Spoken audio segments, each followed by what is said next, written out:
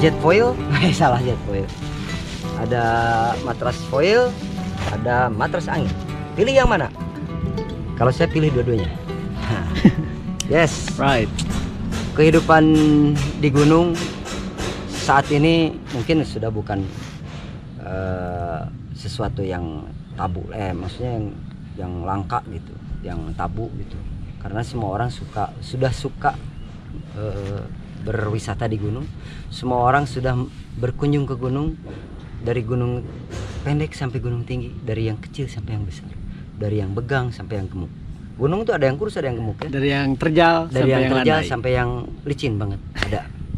Jadi kita ngobrolin masalah tentang kegunungan. Apa sih Li? Enggak, gitu aja. Nah, apa yang saya mau bahas hari ini adalah tentang dunia pertiduran. Dreaming. Ya betul, tentang dunia sare kalau kata orang Sunda ya.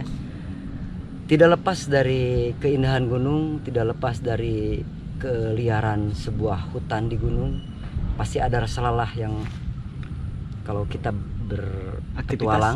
beraktivitas, pasti ada rasa capek itu. Capek itu identik dengan makan, minum, dan bobo. Yes, kalau nggak diboboin. Karena manusia perlu tidur. Betul. Karena tidur adalah hal yang terpenting. Betul. Perantaranya adalah supaya kita bisa tidur nyenyak dan tanpa sedikit pun rasa sakit-sakit di badan, karena harus bersentuhan langsung dengan tanah atau batu atau akar atau debt collector. Jangan bawa debt collector ke gunung. Atau apapun itu yang tidak bikin nyaman ke tubuh, kita beri perantara lewat. Salah satunya adalah matras. Mantap. Matras itu ada yang konvensional, ada yang modern, dan ada yang macam-macam tidak terlihat, ajaib. Itu matras dalam kalbu. Macam-macam pula nih. Oke, sudahlah, tidak berbasa-basi lagi dan tambah busuk soalnya kalau basa-basi terus. Yang saya pegang ini adalah matrasnya si Ivan, ya. Matras Foil. Mungkin matras itu banyak sekali macamnya. Ada yang matras foil, ada yang foam, ada yang karet, ada yang dari plastik, macam-macam. Nah, kebetulan hari ini saya bawa dua. Yang satu matras tiup angin dan satu matras foil. Perbedaannya apa sih, bro? Perbedaannya salah satunya bentuk yang pasti ya. Yang satu bercahaya, bersinar, yang satu ngedove atau berwarna aja gitu. Kelebihannya apa, kekurangannya apa? Kekurangannya adalah ada tipikal seseorang itu beda-beda. Ada yang pengen lookingnya good, wih enak dipandang nih. Ada yang pengen nyaman banget, ada yang pengen simple, ada yang pengen ringan banget, ada yang pengen berat banget, macam-macam. Nah, yang dua ini mewakili diantaranya. Yang ini mewakili untuk masalah murah Meriah, ultra light. Yang orang-orang yang tidak suka beli, meskipun dia punya duit sih, tapi ya ngapain gua beli matras mahal-mahal. Mending aja yang menurut gua udah nyaman, udah enak.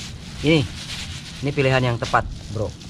Karena kesatu fungsinya oke untuk menahan tubuh dari rasa lelah. Bobo bisa tetap nyenyak pakai ini ya. Karena insulasinya sangat bagus sekali kalau foil ya. Makanya si foil ini lebih sering dipakai untuk makanan, untuk masak gitu. Karena menahan panas, dia satu menyimpan panas dan menahan panas, jadi tidak keluar, malah tersimpan jadi nggak cocok kalau gerah, cuaca lagi 35 derajat lu bawa ini nggak cocok. Karena ini sifatnya menghangatkan tubuh. Beda dengan yang ini yang sebelah. Makanya si foil ini berfungsinya insulasinya bagus. Kenapa disimpan kebanyakan dipakai di dalam dunia kuliner, yaitu salah satunya adalah untuk menjaga panas agar masakan atau makanan cepat matang ya. Itu keunggulan yang lain. Jadi dia sangat cocok di udara dingin. Di malam hari ini sangat enak banget, sangat nyaman banget. Kelebihannya yang lain, harganya murah. Kelebihan yang lain tidak ribet. Lu mau dilipat, mau dibucak-bucak, karena harganya murah, jadi yang santai aja. Cuman terkadang bulky ya, karena dia nggak bisa dilipat kecil ya. Bentuknya apa aja bisa, teman. Nggak bisa dilipat kecil kayak gini, nggak bisa, susah. Jadi ini agak sedikit menghabiskan ruang di storage di tas kita ya. Agak, kecuali kita simpannya di luar.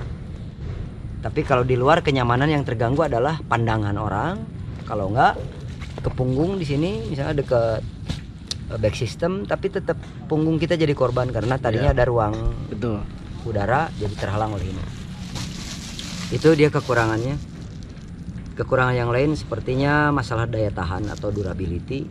Ya itu tergantung kitanya. Kalau misalnya kita apik, ya pasti semua orang juga kalau barangnya kalau diperlakukan seenaknya pasti cepat rusak. Tapi kalau kita memperlakukan barang tersebut dengan apik pasti oke. Itu dia matras foam. Kita berlanjut. Hari ini tujuannya compare aja sih. Compare bukan berarti ini lebih baik, ini lebih baik, atau ini buruk, ini lebih buruk, enggak gitu. Ini lebih ke selera, manfaatnya, dan mana yang cocok nih gitu, untuk dibawa ke. Jadi ini berpengaruh juga ke lingkungan mana atau tujuan mana kita mau melangkah atau mau bobo. Nah, yang satu adalah matras tiup. Coba kamera ke sini. Ini, ayo dilelang. 25. Matras tiup ini kelebihannya banyak juga, kekurangannya juga banyak. Ya hampir mirip-mirip lah. Kelebihannya dia ringan juga, sama berat bersihnya hampir mirip-mirip lah di 350 gram sampai 400 gram. Kelebihan yang lain compact. Dia bisa dilipat seperti ini, sekecil ini nih. Ini 20 cm, 25 cm-an, 20 kurang malah. Jadi ke tas tidak menghabiskan ruang. Ringan dan compact.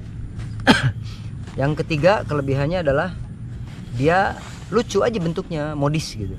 Ada warna orange, ada merah, ada biru, ada kalau si Vo yang si ini cuman warnanya ya ini silver yang buricak burinong gitu, yang bercahaya gitu.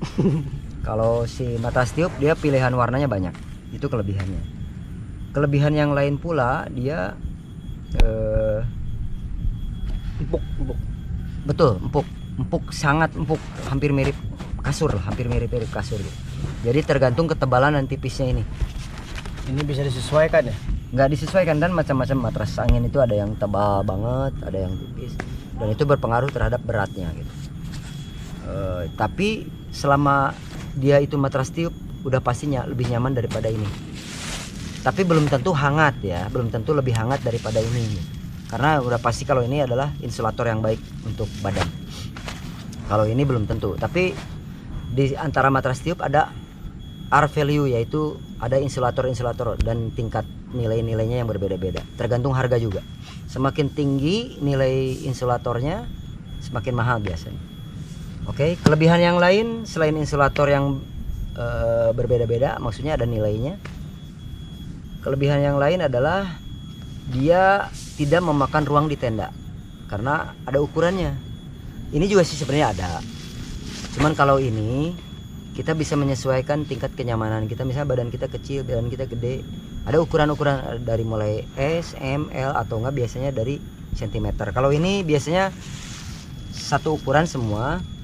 Ada yang kecil, tapi biasanya jarang juga kalau merek-merek tertentu mungkinnya ada yang nyediain yang berbagai ukuran gitu. Dan biasanya ukurannya tidak sesuai dengan kehendak. Kalau matras angin itu banyak memberikan opsional masalah ukuran. Kalau ini biasanya antara 2 sekian ke sekian meter, kalau enggak yang segede gini udah aja.